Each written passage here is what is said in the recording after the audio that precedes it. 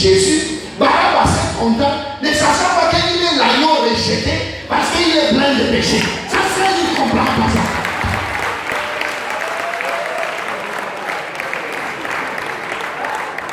Non, ça, il ne comprend pas. Il dit alors, bon, c'est aussi vrai.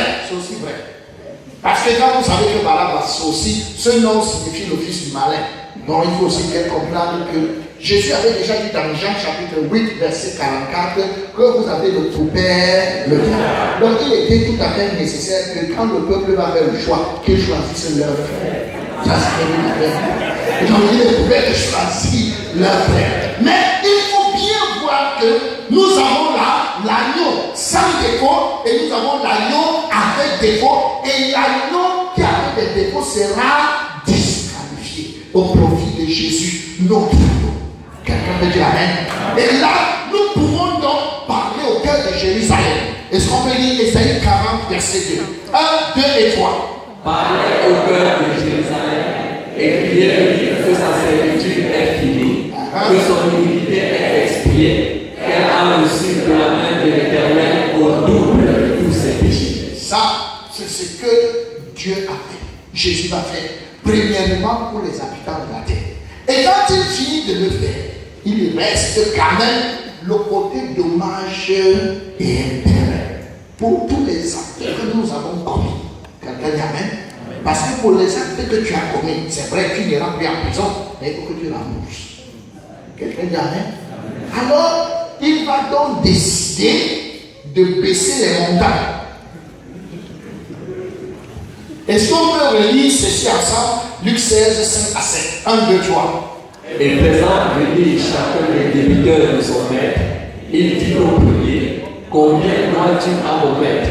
100 mesures d'huile, répondit-il. Et il lui dit, prends ton pied, assieds-toi vite et écris 50. Il dit ensuite à un autre, et toi, combien dois-tu? 100 mesures de blé, répondit-il. Et il lui dit, prends ton pied et écris 80. Donc mes chers amis, là où nous sommes déjà sauvés. Mais Dieu ne voulait pas qu'étant sauvés, que nous arrivions dans cette affaire comme ça. Quelqu'un dit amen.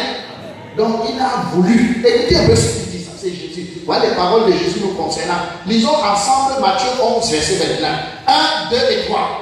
Prenez mon joug sur vous et recevez mes instructions, car je suis doux et humble de cœur, et vous trouverez du repos pour vos âmes. Car mon joug est doux et mon fardeau est léger. Non, il n'a pas dit que son joug n'a pas de poids. Ce n'est pas poids zéro. Est-ce qu'on se comprend un peu? Mais c'est qu'il a que son joug est comment? Léger. C'est-à-dire qu'il a un joug, mais il a un joug léger. Donc en fait, ce que tu devais, il a réduit complètement pour te donner un joug léger. Donc tu as quand même une légère dette à payer. Quelqu'un dit amen. C'est pour ça que le peuple de Dieu est composé des hommes et des femmes endettés. Regarde dans ton frère et tu lui dis que nous sommes des hommes et des femmes endettés.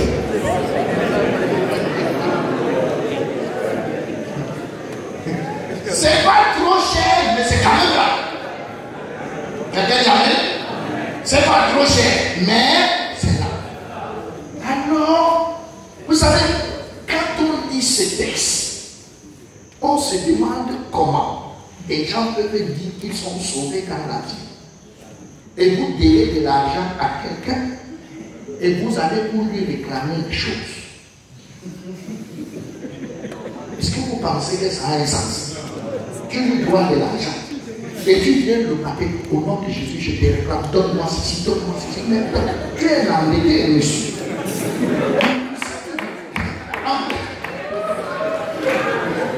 Est-ce qu'on peut acclamer pour le Seigneur? On se pose la question, mais vous êtes des endettés, est-ce qu'un endetté parle fort? Mais quand on entend parler, on se pose la question, est-ce que c'est un endetté qui s'exprime comme ça et qui gronde? Quelqu'un qui est endetté. Il réclame et il entre dans le camp et il force. Est-ce que vous pensez que ça a un sens? Donc, Dieu a voulu que nous soyons endettés afin qu'on ne puisse pas parler fort. Et quand tu sens que tu es endetté, tu parles doucement. Tu ne cries pas. Amen. Parce que si tu parles fort, on te réclame la dette tout de suite. Est-ce qu'on fait la famille très fort pour le Seigneur? Alors, Jésus est trop sage. Vous savez, lui, il va faire l'œuvre de Dieu. Je rentre d'abord dans la parole, après que je vous explique bien. Je vous explique bien pour que vous compreniez. Voici ce que l'économe dit. Luc 16, verset 3. On dit ensemble 1, 2 et 3.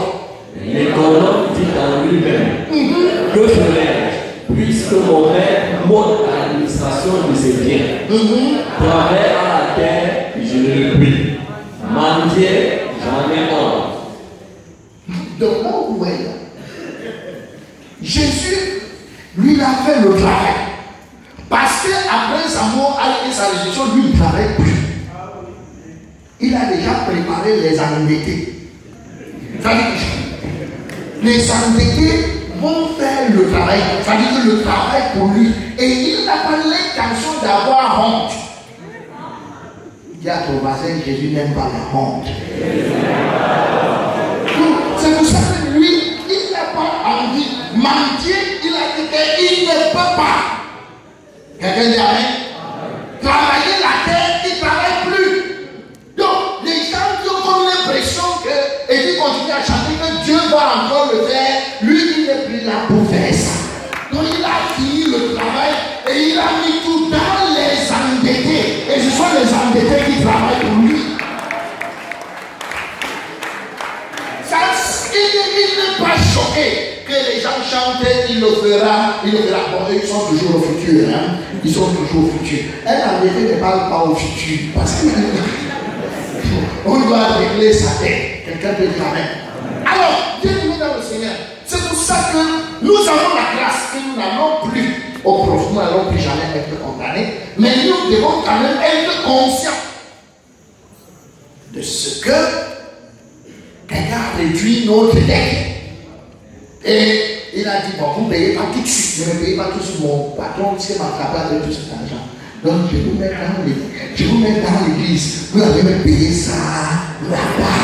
Donc, là où il est là, il est dans l'église uniquement pour collecter ce que lui, il avait déjà gardé. Est-ce qu'on peut acclamer devant le Seigneur? Oui. C'est de ça qu'il s'agit. Et c'est pour ça que Dieu l'a loué pour ça. Parce que Jésus est très intelligent. Et Dieu loue l'économe infidèle. Quelle grâce. Et c'est pour ça donc que nous avons dans ce jour léger et nous pouvons donc lire ce merveilleux verset. C'est pour ça que c'est écrit. Est-ce qu'on peut lire ensemble 1, 2 et 3? Comment amène à l'Éternel tous ses bienfaits envers moi? Alors, est-ce que là dedans il y a une dette? Oui, je dois rendre à l'Éternel. Pourquoi? Pour tous ses biens envers moi. Là où nous sommes, nous avons été sauvés, bien aimés. Et là, il y a le remboursement. Donc, l'église est le lieu du remboursement des dettes. Pas mis ici pour rien. Quelqu'un te dit amen. Amen. Il nous a déjà sauvés, c'est clair. Est-ce qu'on se comprend? Pour le salut, c'est clair. Tu n'iras pas en enfer. Bon, maintenant, pour les conséquences de tous tes péchés, il a réduit. Mais il a laissé un peu, que tu vas payer. Donc là où tu es ici, tu es là pour payer sa dette. Ça quelqu'un peut dire amen. Amen. Alors, il nous explique. Est-ce qu'on peut lire ensemble 1, 2 et 3? Car vous avez été rachetés à un grand prix. Glorifiez donc Dieu dans votre corps et dans votre esprit qui appartiennent à Dieu. qui est dans Dieu, dans votre esprit, ça appartient à qui? À Dieu. Alors, l'Église est donc composée des personnes endettées. Donc, nous sommes des endettés. Est-ce qu'on peut lire 2 Corinthiens chapitre 5, verset 14? Car l'amour de Christ nous presse, parce que nous estimons que si un seul est mort pour tous, tous donc sont morts, et qu'il est mort pour tous, afin que ceux qui vivent ne vivent plus pour eux-mêmes, mais pour celui qui est mort et ressuscité pour eux. Alors, est-ce qu'on vit encore pour nous-mêmes? Non, l'économie a déjà été destitué, ça c'est clair. Vous comprenez, amen? Donc on l'a destitué du monde. Mais il règne où? Dans l'église. Parce qu'il avait prévu des gars qui vont s'occuper de lui. Après quand il ne sera plus aux commandes. Donc lui n'est plus dehors. Il est où? Dans l'église. Donc il a construit une maison, il est venu. Entrez là, entrez. Donc maintenant je suis avec vous. Occupez-vous de moi. Quelqu'un dit amen? Occupez-vous de moi. Et il vous avise que je n'aime pas. Non. Donc je n'aime pas mentir. Quelqu'un dit amen? Alors, les endettés, occupons-nous donc du Seigneur. Alors, le paiement de cette dette passe par nos biens que nous apportons à Dieu. Pourquoi? Est-ce qu'on peut lire ensemble Exode 35, verset 29? 1, 2 et 3. Tous les enfants d'Israël, hommes et femmes, dont le cœur était disposé à contribuer pour l'œuvre que l'Éternel avait ordonnée par Moïse, apportèrent des offrandes volontaires à l'Éternel. Bien aimé dans le Seigneur, il y a une expression très importante ici, c'est le cœur disposé. Quels sont ceux qui ont le cœur disposé? Ceux qui ont le cœur disposé, c'est ceux qui ont compris l'œuvre rédemptrice du Seigneur. Donc ce sont des personnes qui sont sauvées. Donc quelqu'un qui n'est pas sauvé ne peut pas servir le Seigneur. Il ne sert pas le Seigneur à l'Égypte. Pour servir le Seigneur, tu dois d'abord traverser la mer Rouge. Donc on ne sert pas à l'Égypte. Donc bien aimé dans le Seigneur, ceux qui ont le cœur disposé, est-ce qu'ils peuvent acclamer très fort pour le Seigneur? Oui. Est-ce qu'on peut lire ensemble Exode 36, verset 3? 1, 2 et 3. Il prit devant Moïse toutes les offrandes qu'avaient apporté les enfants d'Israël pour faire les ouvrages destinés au service du sanctuaire. Chaque matin, on apportait encore à Moïse des offrandes volontaires. Donc, on apportait à Moïse les offrandes volontaires. Dans ces offrandes, nous avons la dîme que nous collectons aujourd'hui à l'église. Est-ce qu'on peut lire ensemble 1, 2 et 3? Le malheur à vous, Parisiens, parce que vous payez la dîme de la menthe, de la rue et de toutes les herbes, et que vous négligez la justice et l'amour de Dieu. C'est là ce qu'il fallait pratiquer sans omettre les autres choses. Bien aimé dans le Seigneur, la dîme fait partie de ce que nous collectons, parce que la dîme, c'était une loi pour les Juifs, c'est pour ça qu'ils payaient 1/10. Quelqu'un dit amen? Mais la dîme, c'est la part de Dieu. C'est la part de Dieu. Aujourd'hui, ce n'est plus 1/10. C'est la part que tu as trouvée dans les bénéfices, que voici la part de Dieu. Quelqu'un dit amen? C'est pour ça qu'en ce qui concerne la part de Dieu, nous pouvons donc dire 1 Corinthiens 16, verset 1, 2 et 3.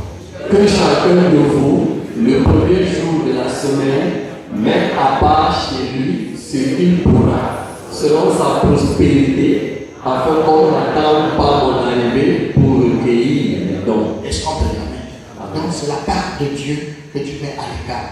Nous recueillons aussi les offrandes, parce que le Seigneur est partout et nous sommes toujours avec le Seigneur. Mais seulement le Seigneur a quand même dit, là où 2 ou 3 sont assemblés en mon nom, je suis là. C'est pour ça que nous ne venons pas dans une réunion les mains vides. C'est vrai qu'ici, pourquoi on ne prend rien ici? Ça, c'est pas tout le monde a son assemblée ici. Ça, c'est le QG. C'est ici, ça, c'est pas l'assemblée de quelqu'un. Il n'y a pas le pasteur ici. Quelqu'un dit amen. Donc ici, là, on ne prend offrande de personne. Parce que ici, on vient planifier toutes les invasions que nous avons à faire et on écoute la parole pour rentrer dans nos assemblées. Est-ce qu'on peut dire amen? Alors, on peut lire Deutéronome 16, 1, 2, 3. 3 fois par année, tous les mâles d'entre vous se présenteront devant l'Éternel, ton Dieu, dans le lieu qu'il choisira, à la fête des pains sans levain, à la fête des semaines et à la fête des tabernacles. On ne paraîtra point devant l'Éternel les mains vides. Quelqu'un dit amen. Donc ça, ce sont les offrandes que nous pouvons collecter parce que le Seigneur dit honore l'Éternel avec tes biens et avec les prémices de tout ton revenu. Alors tes prémices seront remplies d'abondance et tes cuves regorgeront de mode. Quelqu'un dit amen. Et la troisième offrande que nous prenons ici, ce sont les besoins pressants. Dis à ton voisin les besoins pressants. Nous allons lire d'abord Tite chapitre 3 verset 13. On lit d'abord Tite 3 verset 13. 1, 2 et 3. Est-ce de pouvoir au voyage de Zénas, le docteur de la loi, et d'Apollos, en sorte que rien ne leur manque. Ah non, j'ai dit qu'on dit d'abord 13. Je vais lancer le micro sur la tête de quelqu'un. Donc, la Bible dit, aie soin de pouvoir au voyage des Zénas. Et le docteur de la loi et d'Apollos, en sorte qu'il ne leur manque rien. Bien aimé dans le Seigneur, nous avons été dans les églises avant. On envoyait quel missionnaire? On envoyait où? On envoyait les missionnaires. Bon, aujourd'hui, vous-même vous voyez, vous ne pouvez pas compter combien de missionnaires vont dans les villages. Rien. Ça, c'est la partie des Yaoundé. Sans compter ceux qui sont au Cameroun seulement. Il peut avoir environ 150 à 200 séminaires par mois au Cameroun. Tous ces séminaires coûtent de l'argent. Et ces gens doivent partir. Et c'est nous qui finançons. Qui d'autre? L'année passée, pour l'évangélisation en Afrique, nous avons dépensé 100 millions 800. Ça, c'est l'argent.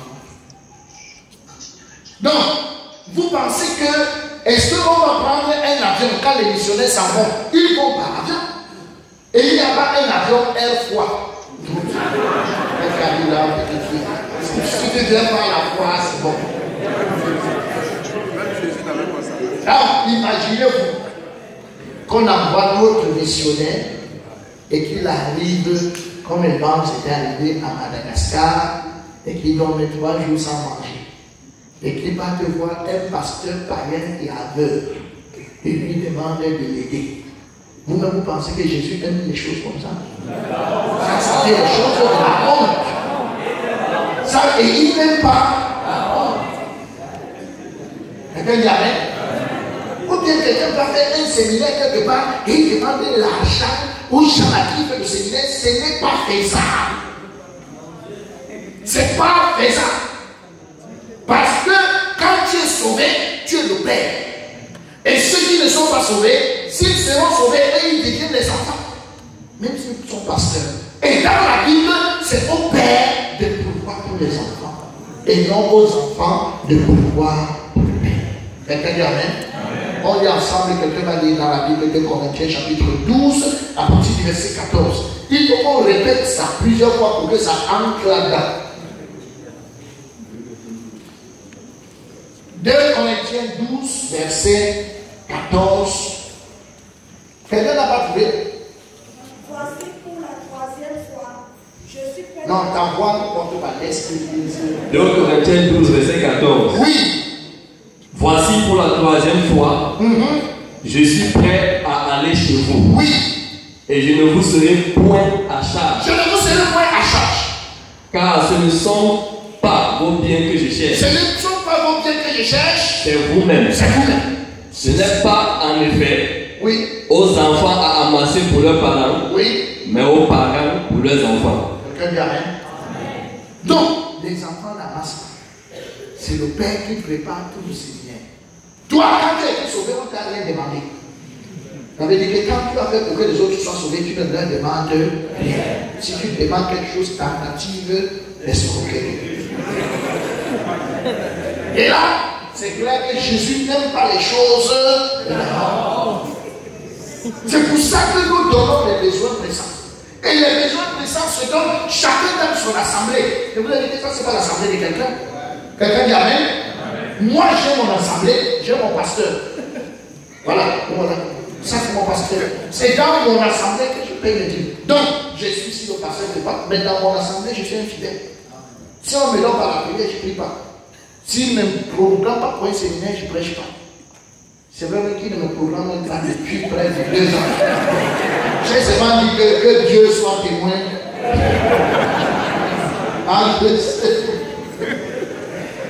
Est-ce qu'on peut dire amen?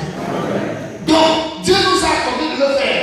Donc, il dit, Tite chapitre 3, verset 14, nous lisons donc ensemble 1, 2 et 3.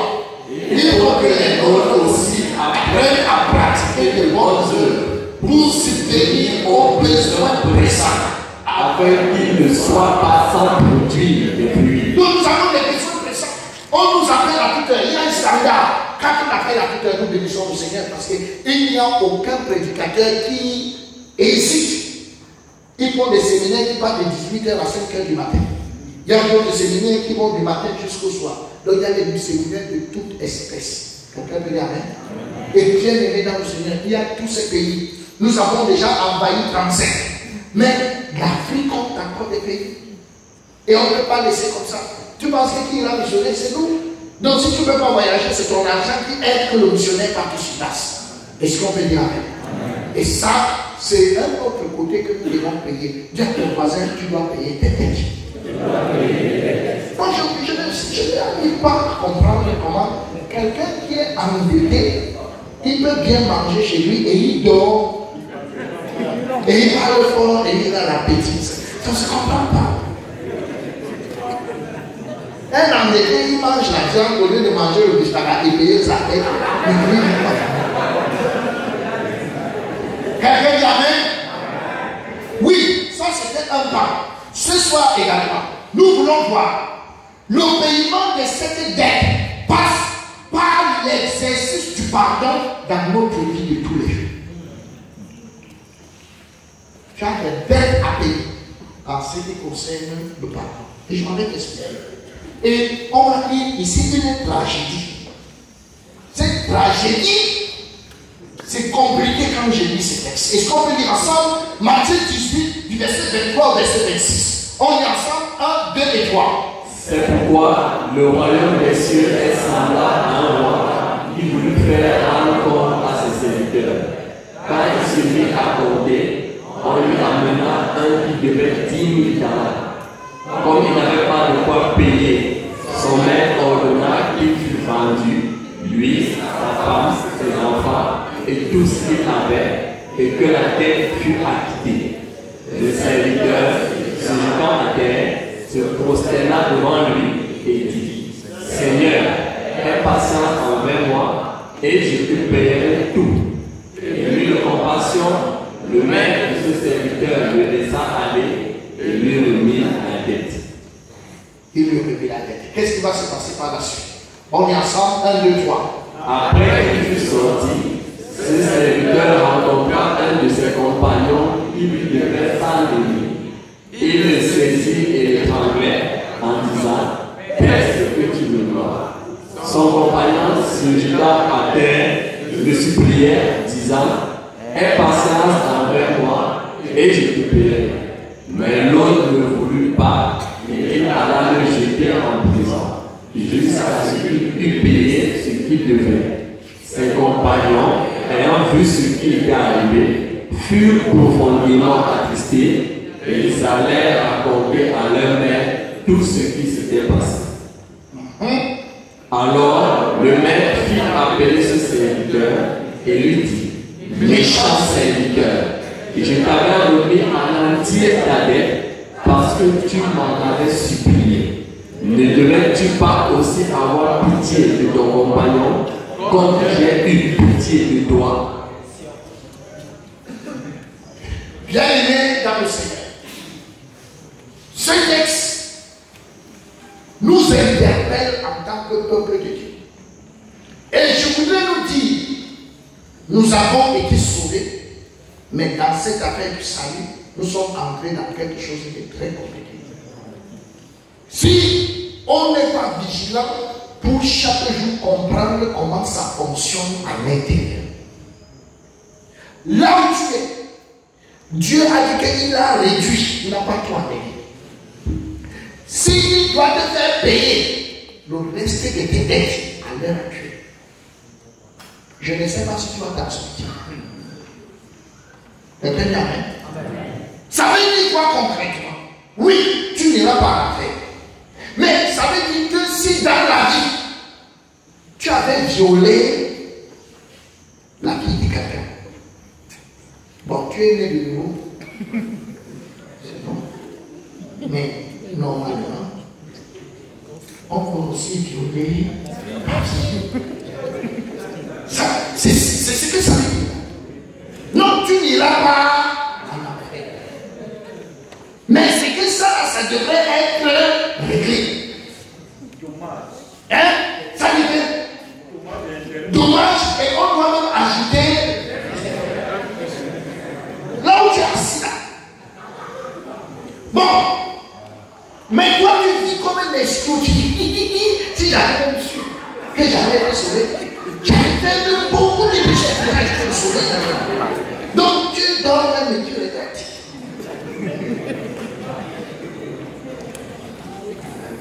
Bon, maintenant, il est important que tu jettes un coup d'œil derrière. Il n'y a pas fait, je ne savais pas. Donc, tu vois tout. Est-ce que Jésus a réduit la dette? Oui. Mais de combien? Tu ne sais pas. Qu'est-ce qu'il a réduit exactement? Tu ne sais pas. Là où tu es assis. Bon, qu'est-ce qu'il va te faire payer tout de suite? Tu ne sais pas. Mais, tout ça là est en réserve et Dieu va jouer avec toi sur le comportement que tu vas adopter dès maintenant. C'est ça qui va amener Dieu à aller tirer les vieux dossiers qui étaient déjà classés. Il dit, c'est ce que tu fais maintenant, puisque je t'informe que le Congo, ça continue. Donc, quand tu fais, on va lui dire, puisque ce monsieur, on lui a remis toute sa dette, c'est pas faux. Mais entre-temps, il a trouvé quelqu'un qui lui devait un peu d'argent. Est-ce qu'il s'est souvenu qu'on lui a remis sa dette? Non. La Bible dit qu'il a clamé, l'autre aussi s'est jeté par terre. Il a établi, il a oublié que lui-même s'était jeté à terre avant. Il a complètement oublié. Et il a pris, il a mis jeté en prison jusqu'à ce qu'il vienne. Bon, si tu es comme ça dans cette salle, je vais donc te montrer comment Dieu va dealer avec toi dans ce genre de situation. Alors, tu as ta quote part. Ta dette a été payée en ce qui concerne le pardon à accorder à autrui. Dieu t'attend. Lisons ensemble Matthieu 18, verset 34 au verset 35. On lit ensemble, 1, 2, 3. Et son père, irrité, le livra au boulot jusqu'à ce qu'il eût payé tout ce qu'il devait. C'est ainsi que mon Père céleste vous traitera si chacun de vous ne pardonne à son frère de tout son cœur. Ta sécurité dépend. J'ai dit, je suis en train de te dire, ta sécurité dans la maison si où Jésus t'a amené est venu te mettre. Ta sécurité dépend de comment tu pardonnes. Je voudrais t'informer que tu as des dossiers très lourds. Comme tu sais, là où tu es assis, là, comme tu sais que tu as des dossiers très lourds, mais qu'on a classé en attendant voir comment toi-même tu vas classer le dossier des autres.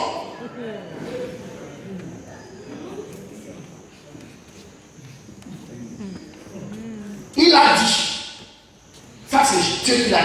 Est-ce qu'on peut dire ensemble 1, 2, 3?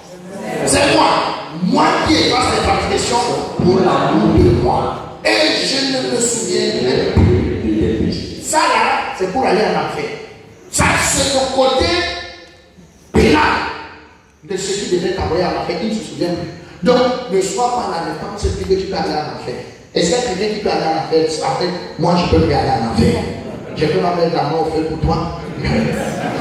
Pour moi, en ce qui me concerne, je peux pas aller en enfer. Pourquoi? Il a dit que je ne me souviendrai plus de leur péché ni de leur iniquité. Mais il faut que tu comprennes que là maintenant, là, il y a les conséquences des actes que tu as posés.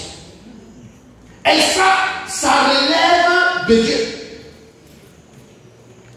t'a fait valoir les conséquences, oui ou non. Ça veut dire que si tu avais volé l'argent, on doit te voler avec intérêt. Là, tu es. Quelqu'un j'arrête. Croyant ou non croyant, ça c'est un truc automatique. Je ne sais pas si on se comprend. Donc, tous les actes que toi tu as posés, parce que Dieu doit régler avec toi ici sur la terre avant que tu ne parles. Puisque après qu'il y ait eu un événement, il ne te verra plus nulle part. Donc vous ne pouvez plus traiter. On ne va plus traiter après le péché. Une fois qu'il est parti. Après l'enlèvement, on ne parle plus de ça. On parle juste des choses qui ont détruit l'église. Que pourquoi tu n'as pas évangélisé? Pourquoi tu m'as parlé? Ça, c'est ce qu'on va traiter au tribunal de Christ. Vous le savez très bien. Mais maintenant, sur cette terre, les actes que tu as posés sont là. Voyons le cas d'Adam. Qu'est-ce qui va se passer avec Adam? Au verset 21 du chapitre 3, la Bible nous dit, est-ce qu'on peut lire ensemble de 3? L'Éternel Dieu fit à Adam et à sa femme des habits de peau et il les a revêtis. Ça, c'est la rédemption, c'est vrai ou faux? Est-ce qu'il est sauvé? Oui ou non? Il est sauvé. Adam est sauvé. On lui a bougé les habits de peau et il a été sauvé. Mais il n'en demeure pas moins. Donc, au verset 23, est-ce qu'on peut lire quand même ça, 1, 2, 3? Et l'Éternel Dieu le chassa du jardin d'Éden pour qu'il cultiva la terre d'où il avait été pris. Est-ce qu'il est sauvé? Oui. Est-ce qu'on l'a chassé du jardin? Oui. Chasser du jardin, c'est la conséquence de l'acte qu'il a posé. Est-ce que ça enlève qu'aujourd'hui là, il a été pardonné? Nous-mêmes nous sommes pardonnés, c'est vrai ou faux? Mais ça fait qu'on travaille, la soeur coule, non? Nous avons mangé à la soeur de notre front. Et ça n'est pas sauvé. Donc, les conséquences des actes posés. Les conséquences dans ta vie dépendront de comment toi-même tu vas gérer les conséquences des autres. Pourquoi? Pourquoi est-ce que je le dis? Est-ce qu'on va lire ensemble Galates chapitre 6, verset 7? 1, 2 et 3. Ne vous y trompez pas. On ne se moque pas de Dieu. Ce qu'un homme aura semé, il le moissonnera aussi. Maintenant, je voudrais attirer ton attention. Vous savez, parfois on reste dans l'église quand on lit ce texte. On se pose donc la question. Est-ce que dans tous les péchés qu'un homme fait, il paye pour tous les péchés? Et il y a parfois une surprise. Je vous donne des cas. Il y a des personnes, elles vivent un genre au milieu de nous là. Nous ne pouvons pas se tenir comme Jonas. On dit, tout Dieu va. Et depuis on attend, Dieu ne frappe. On se demande pourquoi Dieu ne frappe pas. Bon, peut-être qu'elle n'est pas sauvée. Non, je voulais te dire qu'elle est sauvée. Mais Dieu, depuis que tu attends que Dieu la frappe, Dieu ne la frappe pas. Bon, mais toi tu es trop bon.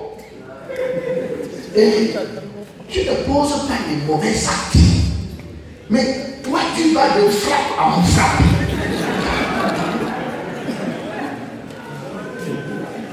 Ah, mais ça vous-même vous reconnaissez cette affaire-là. Vous-même vous reconnaissez que c'est ça, non? Hein? Alors tu te poses la question. Moi, pourquoi je suis bien, Dieu me frappe. Elle est là, depuis Dieu. Depuis que j'entends que Dieu la frappe, j'ai déjà su en ce moment, ça déjà que Dieu va la frapper bientôt, mais ça va bientôt, là, ça fait 3 ans. La personne, Dieu n'a pas frappé. Mais d'abord, personne même, j'étais parti vers le Congo, ça. Dieu l'a frappé, torturé.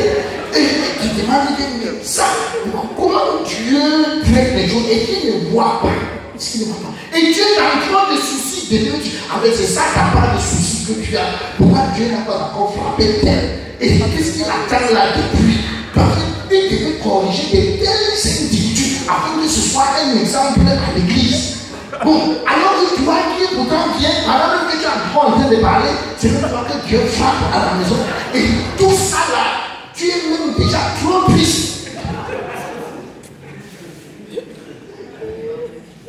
Quelqu'un dit amen. Qu'est-ce que c'est? Demande à ton voisin donc qu'est-ce qui se passe. Donc, quand on parle de la loi de la semaille et de la poisson, il faut savoir que sur cette terre, ce n'est pas seulement la mauvaise semence qu'on sème.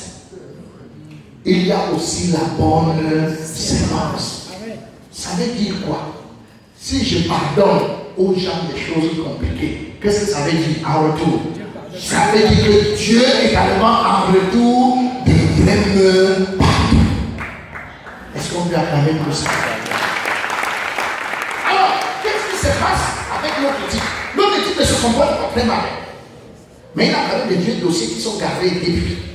Il se comporte pas mal. Mais il a un cœur dur comme le roc. Quand il entend quelque chose, tout de suite, il prononce le jugement. Châtiment capital. Donc, comme il a dit pour le châtiment capital, Dieu tire un de ses vieux dossiers.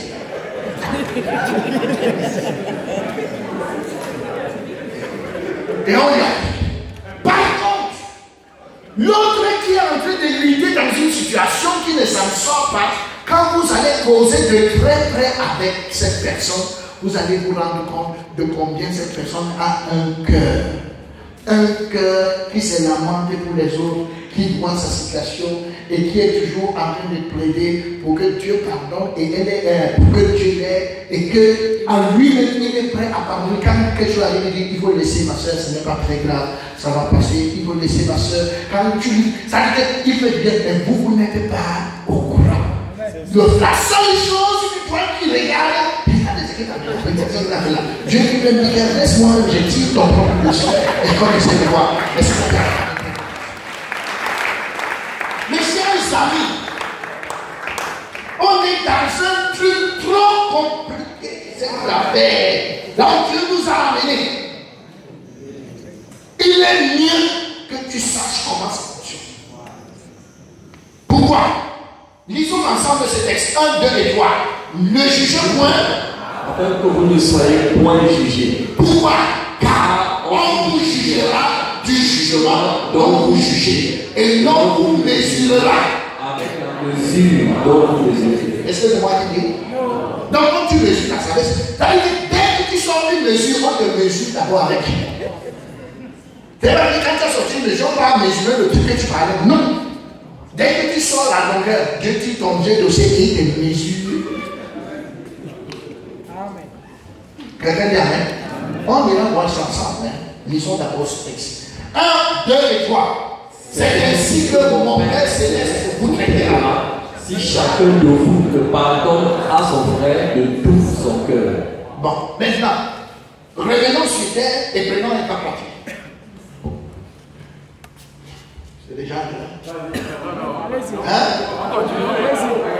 Quand on continue les travaux. Bon. Maintenant, prenons donc un cas pratique. On va prendre le cas de David. David vient de commettre un adultère monstre, mais c'est pas caché. Vous savez qu'il n'y a pas quelqu'un qui aime mettre les choses des gens dehors comme Dieu. Parce que c'est Dieu qui a dit ça, aussi on est au courant, mais c'est non bien.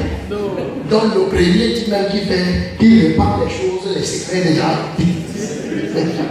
Bon, maintenant, il nous explique. Pour notre instruction, qu'est-ce qui se passe? David vient de commettre un adultère. Là-bas, le dossier n'est pas encore très grave. Alors, il tue Uri. Dieu regarde. Oui, je vais voir comment répondre selon mon cœur. Il me fait des choses. Bon, mais, jusque-là, c'est tranquille. Bon, maintenant, Dieu va envoyer Nathan. Lui raconter une histoire qui n'a rien à voir avec lui, mais en fait qui parle de lui. Donc Dieu veut connaître qu'est-ce que lui pense. Comme toi-même qui es là, on vient te raconter des choses des frères. En fait, c'est Dieu qui te met à l'épreuve pour savoir qu'est-ce que tu penses. Et c'est ce que tu vas dire, c'est la sentence là qui sera appliquée dans ta propre vie.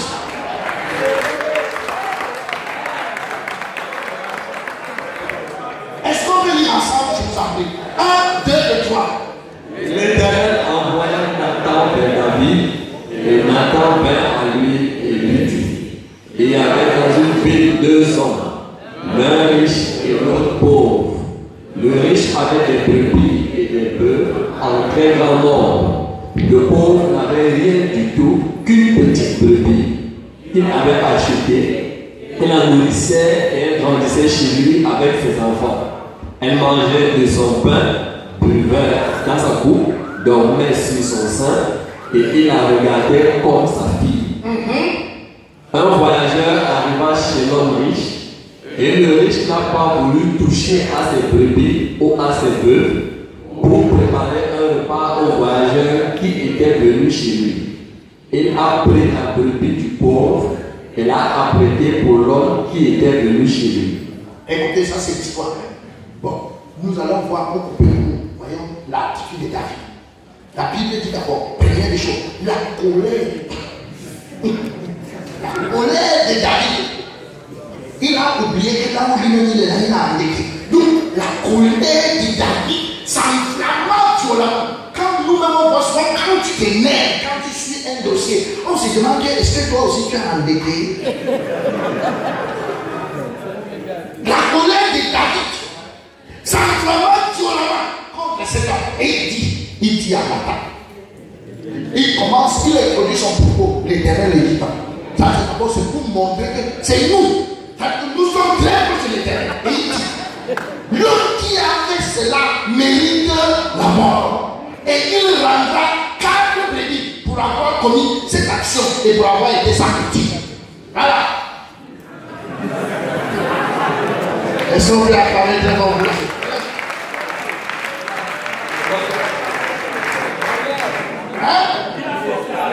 Il a sorti, il vient de sortir la nuit. Donc, il sort qu'est-ce qui est dans son cœur. Donc, première chose, l'homme qui a fait cela mérite la mort. Il doit mourir. Et il paye le cas pour ça. Bon, mais nous rendons grâce à Dieu. Parce que nous-mêmes, c'est comme ça que nous avons sorti les sentences. Et laissez-moi vous dire, ça là, ça se passait comme si c'était une petite conversation de rien du tout. Et nos sentences sortent dans des petites conversations de rien du tout. Des choses, est-ce que tu vois la sœur? Tu sais ce qu'elle a encore fait? Et puis toi-même tu dis, à la fin tu dis, Dieu ne peut pas la laisser sans public, bientôt il va la frapper. Ok. C'est bientôt comme ça, tu vois qu'on va frapper bientôt.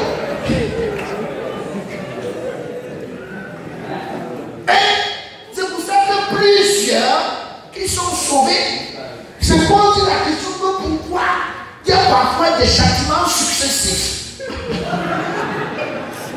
Il dit que lui ne voit pas ce qu'il a fait. Dieu ne voit vraiment pas ce que j'ai fait. Les gens même que Dieu doit frapper dans cette église, Dieu ne les frappe pas. Mais je ne comprends pas. Je ne comprends pas. Alors, David vient de prononcer la sentence. Bon, certes, c'est la même chose avec nous. Alors, avec David, qui est comme nous, étant aussi sauvé, Dieu va lui enlever le côté pénal. Action pénale est réglée pour David et pour nous tous. Qu'est-ce que Dieu va dire? 2 Samuel chapitre 12, verset 13. Après que Nathan lui a expliqué qu'avec cette affaire, c'est de toi qui saches. Alors, qu'est-ce que Dieu va donc décider? Est-ce qu'on peut dire ensemble 1, 2, 3? David dit à Nathan, j'ai péché contre l'Éternel. Et Nathan dit à David, l'Éternel pardonne ton péché. Tu ne mourras plus. Quelqu'un dit Amen. Pour la mort, tu ne mourras pas. Regarde ton voisin, tu ne mourras pas.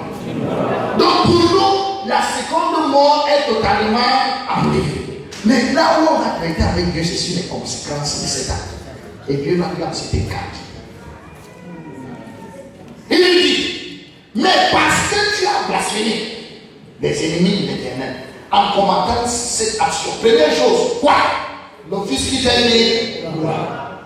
2, ta maison.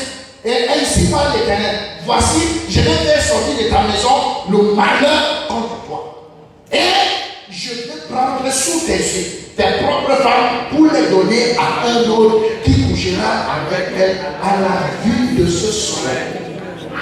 Car tu as agi en secret et moi je ferai cela en présence de tout Israël. Est-ce qu'il va mourir? Non.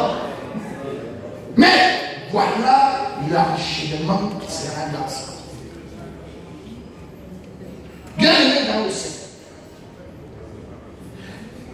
Donc, je t'ai fait savoir au départ que tu es endetté. Un endetté ferme sa bouche. Un endetté parle peu. N'attire pas. C'est pour ça que j'ai dit, sois bon pour ton bien et pour le bien de ta maison. Parce que là où tu es là, tu es capable de devenir un danger pour ta famille. Rien que par les jugements qui sortent de ta bouche. Dieu ne va pas te laisser.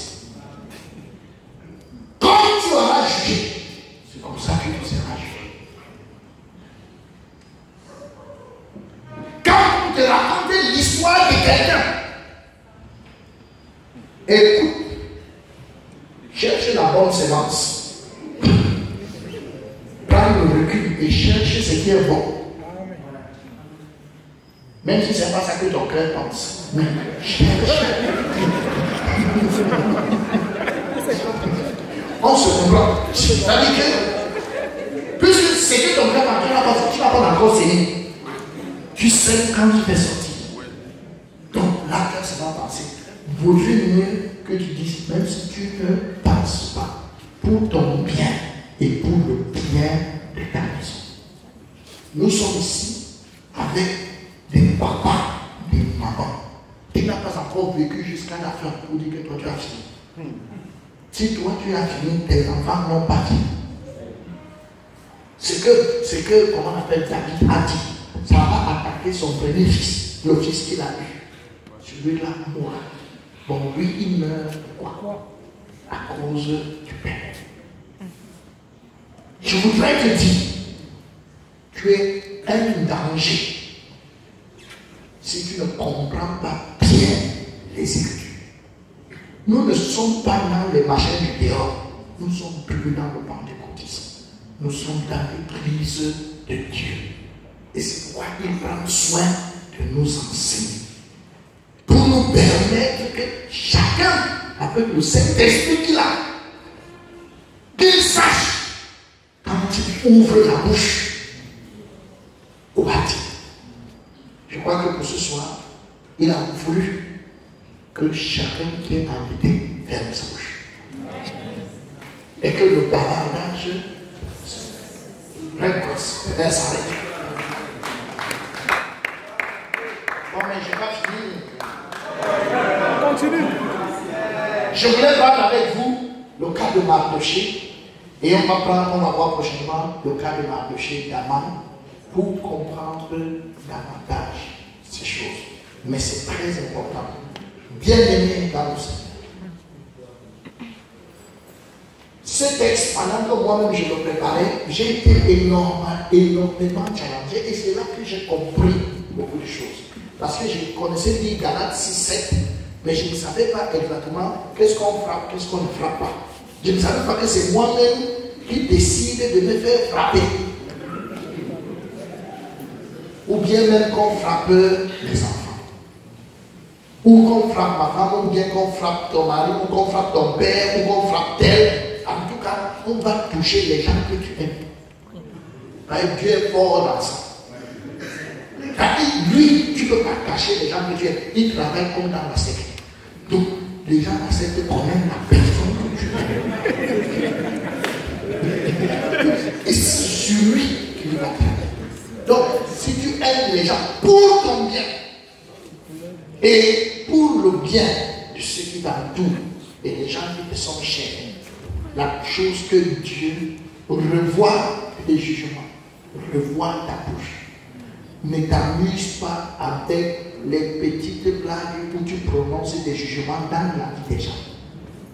Ça va te coûter énormément cher. Merci de m'avoir écouté.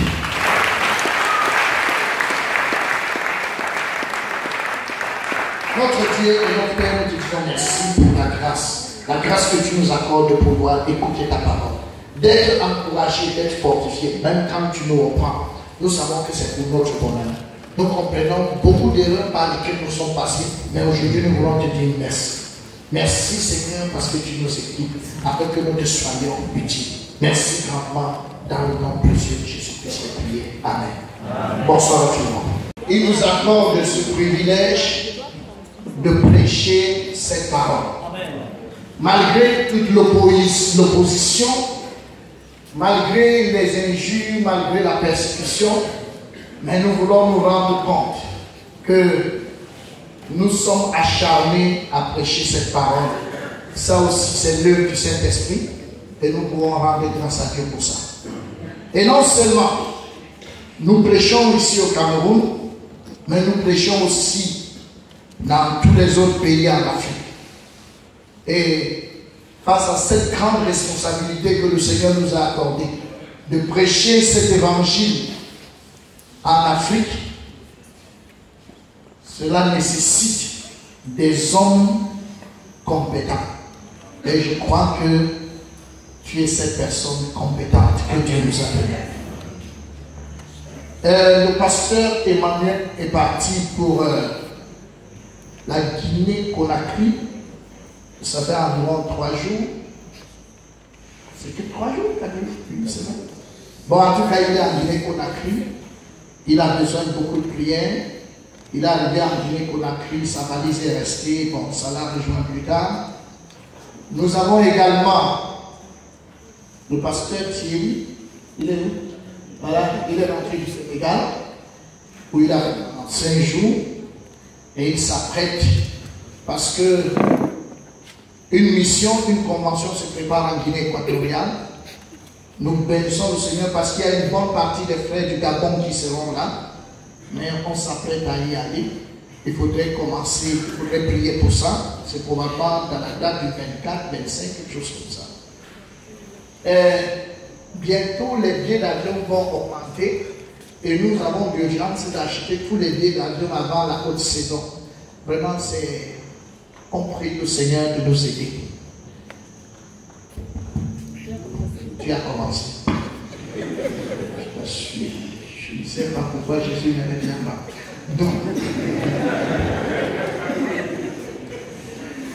Donc, nous avons beaucoup de missions à faire ces trois mois. Il y a une convention en Guinée équatoriale, il y a une convention en Afrique du Sud, il y a une convention au Burkina Faso, il y a une convention en l'île Maurice. Et tout ça doit se faire de maintenant jusqu'en début février. Donc, plusieurs personnes ne seront plus présentes parce qu'il nous faut partir pour accomplir cette tâche, mais nous croyons que Dieu va nous aider. Amen.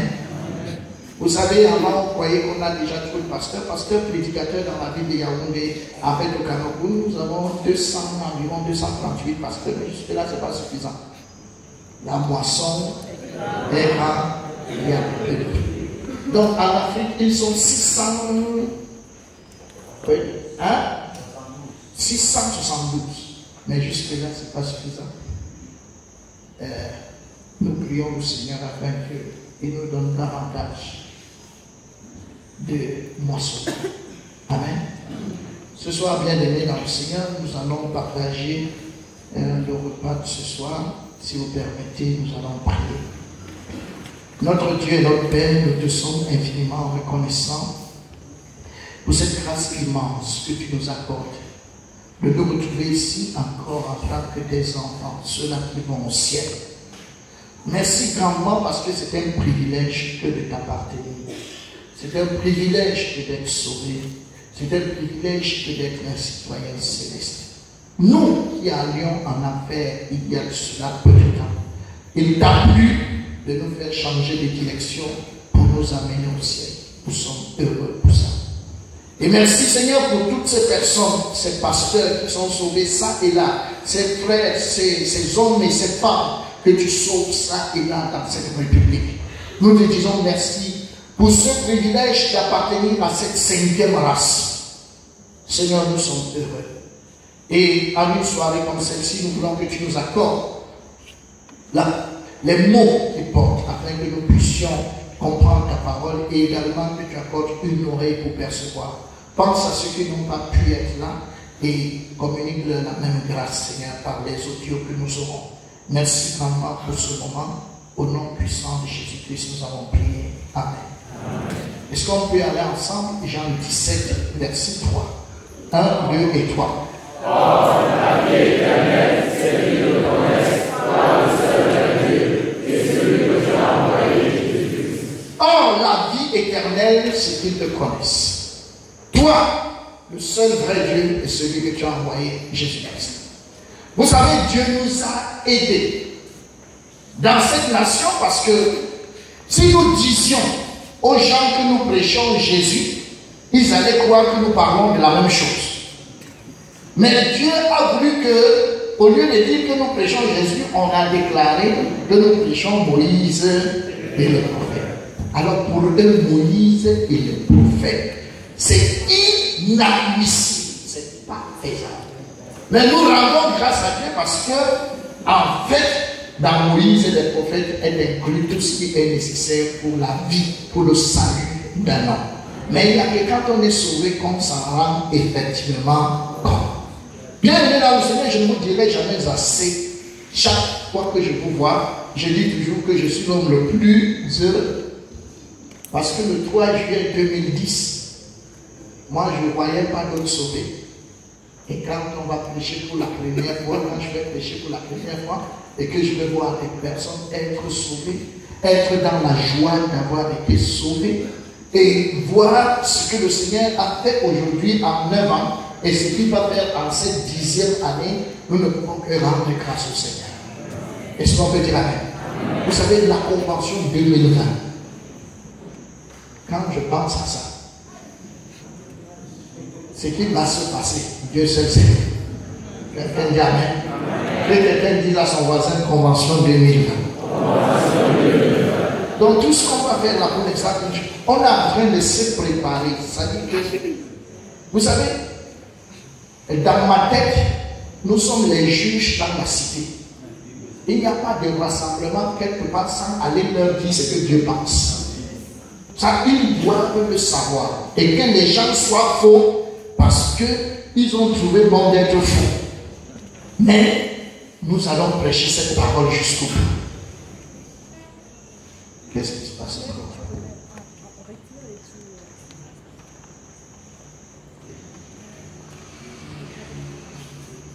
Avant-hier, en fait, vendredi et samedi, nous avons eu une très belle convention des financiers. Vous savez, plus on a besoin d'argent, plus effectivement, il faut que cet argent soit bien géré. Et nous avons rendu grâce à Dieu pour ça. Mais j'ai introduit mon propos ce jour par un élément que je voudrais ensemble que nous observions ce matin, ce soir. Donc il faut faire que tu parles. Ok. Ce soir, nous allons rentrer dans cet économe infidèle. Est-ce que tu peux dire avec moi l'économe infidèle? Moi, je suis très surpris que dans toute la Bible, que la Bible ne parle pas d'un économe fidèle. Toujours est-il que la Bible fait allusion à un économe infidèle. Et quand on m'a demandé de partager, j'étais très embêté. Mais le Seigneur a quand même permis que nous puissions parler de cet économe infidèle. Mais ce dont je voudrais parler ce soir est lié à ce texte. En fait, je le méditais déjà par rapport à ce QG.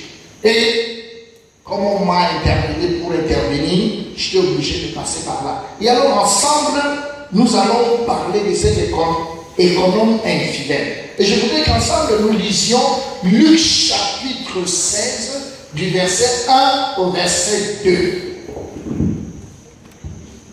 On lit ensemble, 1, 2, 3. Jésus dit aussi à ses disciples, un homme riche avait un économe qui lui fit dénoncer comme distance de bien. Il l'appela et lui dit, qu'est-ce que j'ai entendu dire comment? Encore de ton administration, car tu ne pourras plus administrer mes biens. Donc, Jésus dit aussi à ses disciples, un homme riche avec un économe qui lui fut dénoncé comme dissipant ses biens.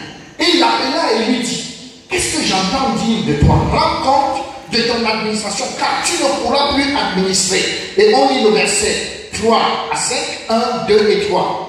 L'économe dit en lui-même, que ferai-je, puisque mon maître pour l'administration de ses biens? Travailler à terre, je le puis. Manger, j'en ai honte. Je sais ce que je ferai. Oublier les gens que nous soient dans la maison, à se restituer de mon emploi. Et faisant venir chaque visiteur de son maître, il faut prier. Combien dois-tu à mon maître? 5 mesures. Combien dois-tu à mon maître? On dit 6.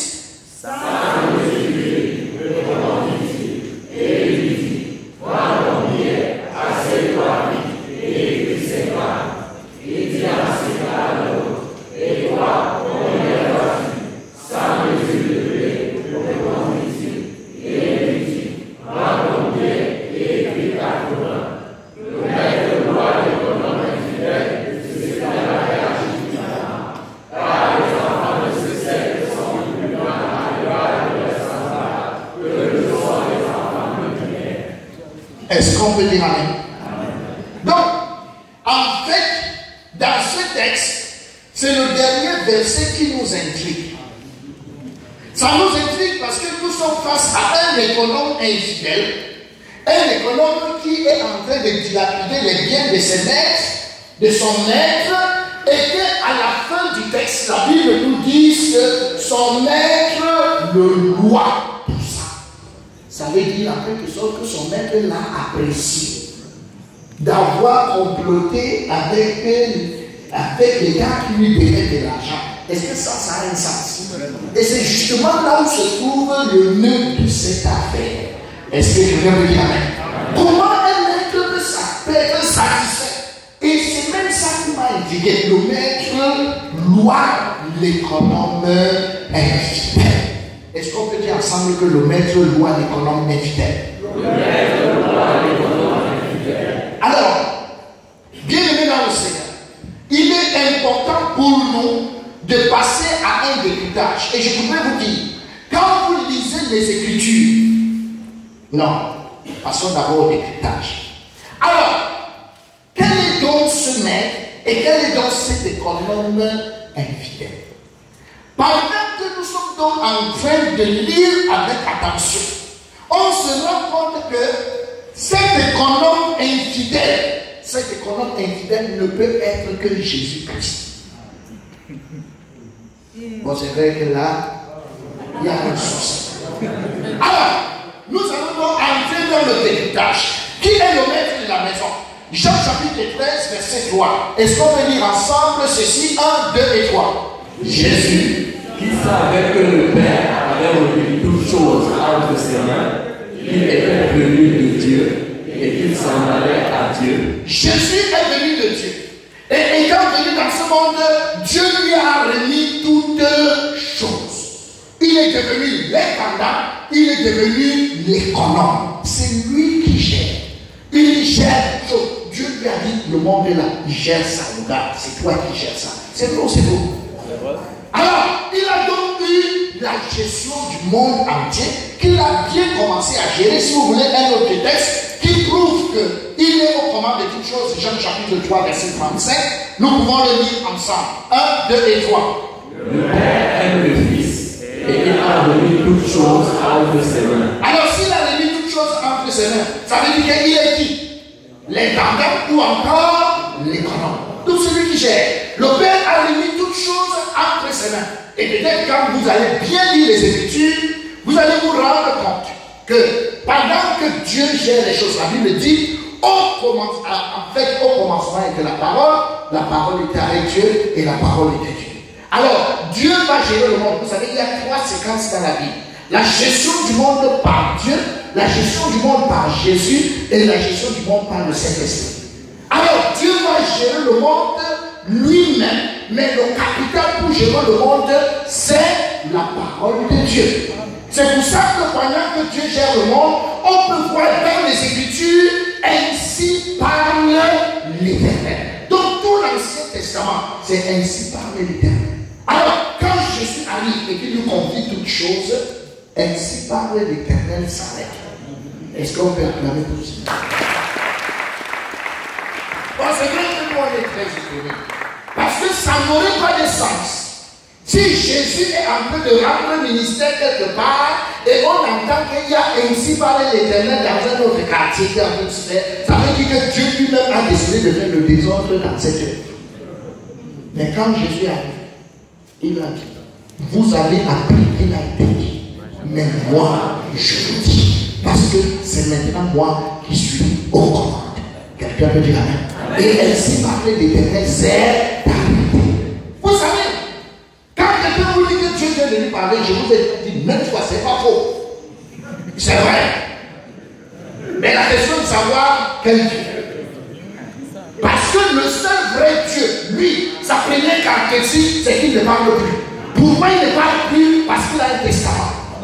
Ça veut dire qu'un testament ne peut pas exister pendant que celui qui l'a écrit est vivant. S'il y a un testament, ça veut dire que celui qui l'a écrit ne parle plus. Et alors, quels sont ceux qui parlent? Ce sont tous les autres dieux qui n'ont pas de testament. Alors, ils doivent se faire connaître et se faire entendre. C'est la raison pour laquelle ils continuent de parler. Ça, il faut bien que ce soit clair. Alors, bienvenue dans le Seigneur. Quand Dieu vous met les choses à Jésus, il les prend et il les gère. Est-ce que vous pouvez lire avec moi 1 Corinthiens chapitre 15, verset 24? 1, 2 et 3. Ensuite viendra la fin, car il remettra le royaume à celui qui est Dieu et Père, après avoir détruit toute domination, toute autorité et toute puissance. Donc si c'est Dieu qui gère les choses, si c'est Jésus qui gère les choses, et s'il est intendant, s'il est économe, ça veut dire qu'il a le devoir de rendre compte. Donc c'est pas pour lui. À la fin de toute chose, il devra remettre à celui qui le lui a confié. Quelqu'un dit amen? Alors il devient donc le bon gestionnaire et il gère. Mais la gestion de Jésus, il gère même qui au juste. Le problème c'est qu'il gère, parmi les biens qu'il gère, il y a les hommes de cette terre. Et les hommes de cette terre, ils ont des gros soucis. Pourquoi? À tous les hommes, Dieu a donné la vie gratuitement. Mais il leur a donné la vie pour un but, pour le servir et pour le nourrir. C'est vrai ou c'est bon? Mais malheureusement, vous savez que le fer de la hache est tombé là. Quel mal! Quelqu'un veut dire amen? Alors ceux-là qui étaient chargés de servir le Seigneur, au lieu réellement de servir le Seigneur avec la vie que Dieu leur a donnée, en commençant par leur grand-père Adam, qui va donc désobéir à Dieu et qui va donc prendre la vie qui a été donnée pour servir Dieu, il va plutôt utiliser cette vie contre Dieu. Quelqu'un dit amen? Alors, étant donc dans cet état, dans le livre d'Ésaïe 51, verset 1, Ésaïe 5, verset 1, Dieu nous interpelle d'être juge entre sa vie et lui. Écoutez qu'est-ce qu'il dit. Est-ce qu'on peut lire ensemble 1, 2 et 3? Je chanterai à mon bien-aimé le cantique de mon bien-aimé sur sa vie. Mon bien-aimé avec une vigne sur un poteau fertile. Il enrua le sol, ôta les pierres et il mit un plan délicieux. Il bâtit une tour au milieu d'elle et il y creusa aussi une cuve. Puis il espéra qu'elle produirait de bons raisins. Mais elle en a produit de mauvais. Maintenant donc, habitants de Jérusalem et hommes de Juda, soyez juges entre moi et ma vigne. Qu'avait-il encore à faire à ma vigne que je n'ai pas fait pour elle? Pourquoi, quand j'ai espéré qu'elle produirait de bons raisins, en a-t-elle produit de mauvais? Donc, la vigne qui représente Israël et qui représente en même temps le monde devant le Seigneur est composée des hommes qui ont pris la vie de Dieu pour en faire autre chose. Et c'est pourquoi quand nous sommes au séminaire, on peut lire ce texte de Jérémie 13, verset 23. Est-ce qu'on peut lire ensemble 1, 2, 3? Un Éthiopien peut-il changer sa peau et un léopard ses taches? De même, pourriez-vous faire le bien, vous qui êtes accoutumés à faire le mal. Donc le mal est devenu notre coutume avec la vie de Dieu. On a pris la vie de Dieu pour faire quoi? Le mal. Et ça, ce sont les hommes que Jésus doit gérer. Et qu'est-ce que ces hommes font? On y ensemble Jérémie 9, verset 5. 1, 2 et 3. Ils se jouent les uns les autres et ne disent point la vérité. Ils exercent leur âme à mentir. Ils s'étudient à faire le mal. Donc c'est l'objet de leurs études. Ils s'étudient comment faire le mal des gens que Dieu a créés. En fait, ce sont ces gens qui sont donc sous la tutelle de Jésus. Et la sentence a été tournée à ce qui concerne cette espèce d'individu. Quelqu'un dit Amen. Et voilà la sentence. Romains 6, verset 23. Est-ce qu'on peut lire ensemble 1, 2, 3? Car le salaire du péché, c'est la mort. Donc, Dieu a estimé pour ces gens, dites avec moi, Père capital, ils doivent mourir. Il n'y a rien d'autre à faire en ce qui concerne ces gens. Il ne peut rien foutre avec eux. Dieu a dit le salaire du péché, c'est la mort. Alors, Ézéchiel peut renchérir en disant voici, toutes les âmes sont à moi, l'âme du Fils comme l'âme du Père. L'une et l'autre sont à moi, l'âme du péché. C'est elle et moi. Bien-aimé dans le Seigneur, ça c'était un peu pour te peindre la situation. Quand l'économe vient dans ce monde, qu'est-ce qu'il a même comme individu qu'il va gérer? C'est nous là. Il doit nous gérer des gens de cette espèce. Il n'y a rien de bon à tirer, il n'y a rien de bon à attendre des individus pareils. Rien de bon. Et des gens qui sont condamnés. Dis avec moi, ils sont condamnés. Mais, quand Jésus va arriver dans ce monde, il va subir de la calomnie. C'est ce qu'on appelle encore la médisance. C'est ce qu'on appelle encore le composant sur son nom. Et qui fait ça? Ce sont ses frères. Et vous savez que quand les gens parlent toujours Dieu écoute. Alors, l'économe a été calomnié. Ah, on accuse Jésus. Luc 7, verset 34. On y ensemble 1, 2 et 3. Le Fils de l'homme est venu, mangeant et buvant, et vous dites, c'est un mangeur et un buveur, un ami des publicains et des gens de mauvaise vie. Donc les gens commencent à calomnier. C'est Jésus, il a un comportement bizarre. Quelqu'un qu'on a envoyé pour venir gérer le monde, mais lui, il est devenu l'ami des mangeurs, des buveurs, des menteurs, des gens de mauvaise vie. Continuons avec ça. 1, 2 et 3. Et les pharisiens et les scribes murmuraient, disant, cet homme accueille des gens de mauvaise vie et mange avec eux. Quelqu'un dit Amen.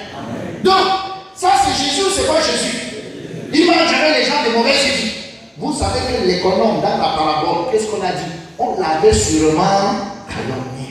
Alors, comme on l'a calomnié, Dieu dit que comme il avait ainsi, tu ne gères plus. Donc je vais t'enlever l'intendance. Dis moi je vais t'enlever l'intendance. Ça veut dire qu'en fait tu vas quitter le monde. Est-ce que quelqu'un peut dire Amen? Là où tu es là, tu ne vas pas rester dans le monde indéfiniment. Ton travail s'arrête ici. Quelqu'un dit Amen? Donc lisons notre parabole à ce niveau. Alors voici ce que nous dit la parabole. Est-ce qu'on peut lire ensemble 1, 2, 3? Il l'appela et lui dit, qu'est-ce que j'entends dire de toi? Rends compte de ton administration, car tu ne pourras plus administrer mes biens. Donc, Jésus s'étant allié avec les mangeurs de mauvaise vie, s'étant allié, les prostituées même venaient verser les larmes sur ses pieds et ils ne disaient rien. Et toutes ces choses, et il est un buveur, il ne gêne pas, il ne prie pas, ses égards ne sont un chat. Donc, c'est bon, il a dit que c'est bon. C'est bon. Tu ne peux plus continuer à administrer. Rencontre et tu fous le camp. Quelqu'un dit amen? Alors, Jésus lui-même le savait, que lui-même ne pouvait plus administrer. On lit ensemble ses propres propos. 1, 2 et 3, Jean 17, 4. Je t'ai glorifié sur terre, j'ai achevé l'œuvre que tu m'as donné à faire. Voilà, j'ai achevé, même comme ça paraît mauvais, mais là, je ne peux plus continuer. Mais la parabole nous dit que l'économe infidèle va dire, il dit, sachant que j'ai été calomnié et que je vais partir bientôt, je sais ce que je ferai. Regarde-moi, je sais ce que je ferai. Et qu'est-ce qu'il va faire? Pour qu'il y ait des gens. Son problème, c'est d'avoir des gens qui vont le recevoir dans leur maison quand il sera destitué. Est-ce que quelqu'un peut parler de votre chose? Oui. Il lui faut un peuple. Il lui faut des gars. Il lui faut une famille. Des gens qui vont l'aimer, qui vont le servir, qui vont le chouchouter quand il aura déjà été destitué. Si tu continues à ne rien voir, ça veut dire que c'est difficile pour toi. Est-ce que quelqu'un me comprend là? Si toi tu comprends, est-ce que tu peux acclamer très fort? Il dit là où je suis, je sais que je vais partir. Mais il faut que j'aille après moi un peuple qui m'aime. Un peuple qui va m'accepter. Un peuple avec qui je serai un. Et juste par rapport à ça, il me faut ce peuple. Vous savez, Jésus pouvait dire, les renards ont des tanières. Quand il parle des renards, il parlait des autres. Parce qu'il dit, eux, ils ont des tanières. Mais moi, le Fils de l'homme, je n'ai pas là où poser ma tête. Mais il lui fallait un peuple là où il serait capable de poser sa tête. Il lui fallait une maison où il serait capable de poser sa tête. Et cette maison, c'est l'Église.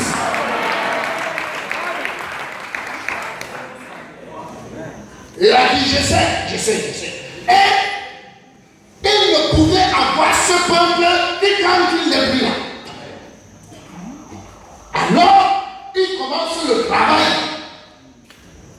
Vous savez, quand vous faites mal, il y a les avocats dans la salle. Donc, quand vous faites mal, il y a le côté pénal de l'acte que vous avez posé et il y a le côté civil. Donc, ça veut dire que si vous avez vendu le terrain, je pense que je connais. Et comme il y a plusieurs ici, donc, quand vous mangez l'argent de quelqu'un, et tu ne lui as pas donné le terrain, bon, alors on va t'accuser d'abus de confiance. Or, abus de confiance, c'est déjà pénalement, tu es pénalement responsable à ce niveau. Et en fait, ça peut valoir même l'emprisonnement ou alors une forte amende. Bon, maintenant, même si on te condamne pour abus de confiance ou escroquerie, cela veut dire que quand tu es parti en prison, tu ne rembourses pas l'argent. Donc tu pars en prison et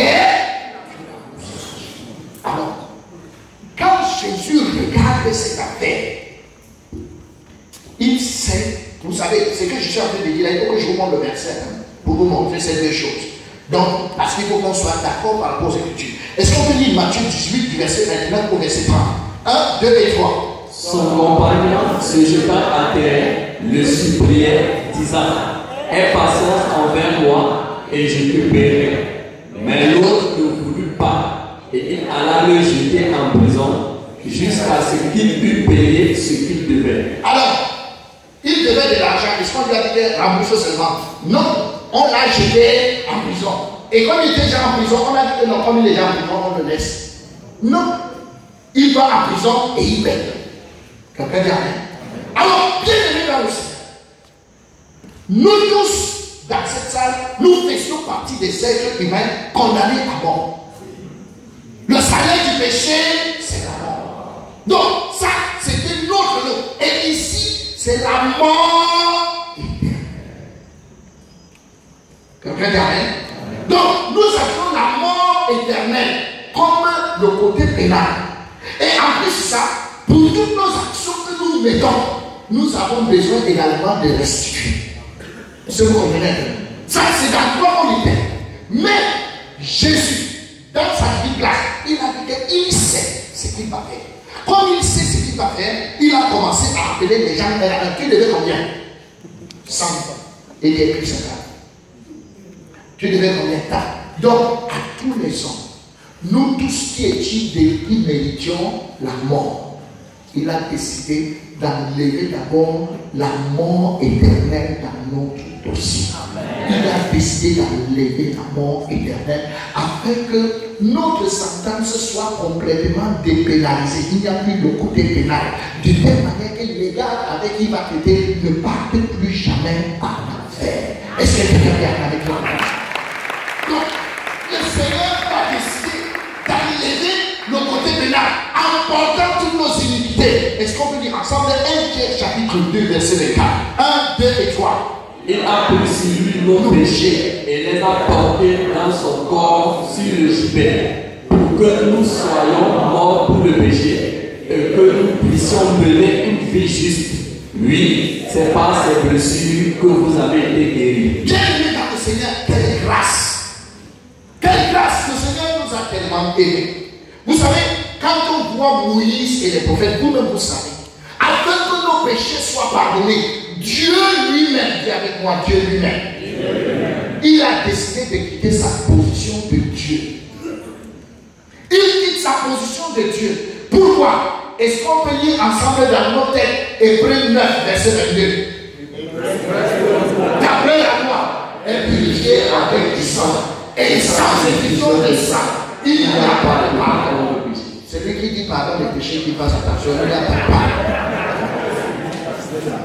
Donc, bien aimé dans le Seigneur, on peut donc se rendre compte que pour qu'il y ait une rédemption, il fallait à tout prix le sang. Quelqu'un n'y a rien? Nous avions le souverain sacrificateur qui est l'Éternel lui-même. Il nous fallait un agneau. C'est pour ça que l'Éternel lui-même va venir dans le ventre d'une femme afin d'avoir la chair et le sang. Et lui-même va annoncer qu'il ne va pas naître dans un hôpital. Il ne va pas naître dans un hôtel, mais il va naître là où les animaux ont coutume de naître, afin que tout le monde sache qu'il est l'agneau de Dieu. Et quand il est là, bien aimé dans le Seigneur, nous allons tous voir que l'agneau est sans défaut. Vous avez voir qu'il est sans défaut. Et j'aime beaucoup cet endroit, parce que vous savez, bien aimé, Dieu est trop fort. Pasteur Thomas, l'agneau doit être sans défaut. Mais Dieu montre comment son agneau, son agneau est sans défaut. Vous savez, quand on veut crucifier Jésus, on veut sortir un agneau qui a plein de défauts, Barabbas. Et on met Jésus. Donc on demande de choisir. Et